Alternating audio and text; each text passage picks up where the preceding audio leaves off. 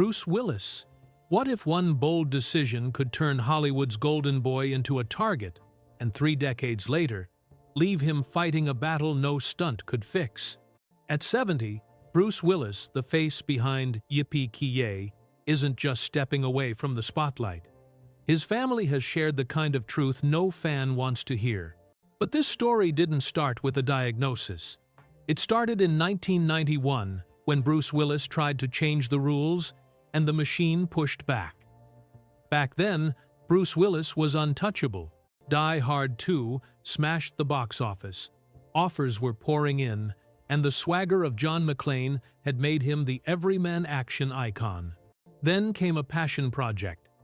A singing, wise-cracking cat burglar, something he'd dreamed up years earlier. The film was Hudson Hawk. Bruce Willis didn't just want to star in it, he wanted to shape it. He co-created the story, brought in director Michael Lehman, teamed with writer Daniel Waters, and pushed for a tone only he could see. On set in Italy, the lines blurred. He tweaked dialogue, steered scenes, and the budget swelled. The movie hit theaters and tanked. Critics pounced. The box office cratered. Now, movies flop all the time. But this one was different because of who was steering the ship. Overnight, a new label started sticking to Bruce Willis. Difficult. Not the guy cracking jokes in the vents, someone who dared to cross the invisible line between performer and creator. And the industry doesn't love it when an actor starts grabbing the wheel. Phones that used to ring non-stop went quiet. Meetings moved. Projects drifted to other stars. Old allies cooled. Producer Joel Silver, once a key partner, drifted away. Even inside the franchise that defined him, the ground shook. As the third Die Hard film took shape, new power players like Andrew G. Vajna stepped in, and it became clear the relationship between the star and the machine had changed. The message was loud, even if nobody said it out loud. Stay in your lane. Did Bruce Willis fold? Not a chance. He zigged. He started taking roles that showed range, a haunted boxer in Quentin Tarantino's Pulp Fiction, time-bent grit in 12 Monkeys, sci-fi swagger in The Fifth Element. There were misses, sure, some thrillers that didn't land, some experiments that went sideways, but he kept moving. That's the thing about Bruce Willis. He never just vanished. He pivoted. Then came the mess that nearly derailed him again. A romantic comedy called Broadway Brawler. It shut down mid-shoot, amid a storm of firings and finger-pointing. Costly. Embarrassing. The kind of fiasco studios remember. Instead of a courtroom war, Bruce Willis made a deal. He'd do a series of projects with the studio for far less than his peak fees. Irony alert, one of them turned into a monster hit, The Sixth Sense. Another? A meteor-sized blockbuster that had him saving the planet? Even when the business side tried to corner him, talent kept bursting through the cracks. But the late 2010 seconds brought a different kind of pivot. Suddenly, Bruce Willis was appearing in a string of ultra-low-budget action titles, the kind with his face on the poster, but only a handful of minutes on screen. Insiders have a name for these: geezer teasers. They're built around older icons, shot fast, sold on star power, and pushed to streaming and overseas markets. Producers like Randall Emmett were known for cranking them out. Fans sensed something was off. Why was Bruce Willis isolated in his scenes? Why so few lines? Why the earpieces, the cue cards, the one-location days? And then, the truth landed like a gut punch. In March 2022, Emma Hemming Willis, Demi Moore, and Bruce Willis's daughters hosted a joint statement. He'd been diagnosed with aphasia, a condition that strikes language and comprehension.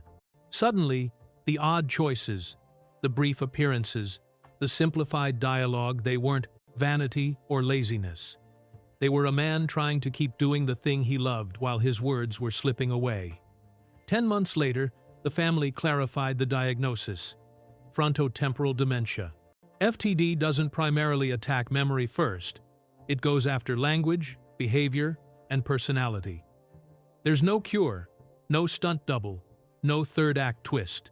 For a performer whose superpower was timing, tone, and that sly, sideways grin, this was the cruelest role imaginable. Now, I want you to imagine the contrast. Bruce Willis, the guy who bled through glass on screen, arguing with terrorists barefoot, saving cabs and cities and whole galaxies with a smirk, suddenly needing help with simple conversations. That's not a character arc, that's real life. And it's messy. The family did what families do. They pulled in tight. Updates came quietly. Private moments stayed private. The world didn't need to see every struggle to understand the scope of it.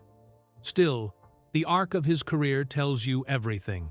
In '91, Bruce Willis fought a different sort of battle, creative control versus studio gravity. He paid for it in ways we'll never see in full. Projects that vanished, allies who turned cold, rooms he didn't get invited into. Yet, he clawed back with craft, choosing roles that reminded people he wasn't just a catchphrase, he was an actor. He wasn't perfect. The detours were real. But when the work clicked, Pulp Fiction, 12 Monkeys, The Sixth Sense, you remembered why the world fell for him. And that's why this last chapter hits so hard. This isn't a scandal or a rebrand. It's not a comeback trailer. It's a human being facing a disease that steals the very tools he used to build his life. Language, nuance, timing, humor. The man who once turned air ducts into punchlines lost access to words themselves. The star who did his own stunts now needs hands to steady him. The action hero's final opponent doesn't play by movie rules. And if you zoom out, the story reads almost poetic. A young star challenges a system, gets knocked down, adapts, triumphs, stumbles, adapts again. Then, life throws the kind of curve that no box office can solve. The family steps in. The fans grow protective. The machine that once felt like the enemy fades into the background, and what's left are the movies and the man separate, but connected, forever. So, what do we do with that? We remember him honestly. We can acknowledge the stubbornness that got him in trouble, and the same stubbornness that made him unforgettable on screen. We can sit with the complicated truth that sometimes the bravest thing a hero does is let the people who love him take the lead. In the end, Bruce Willis didn't lose to Hollywood.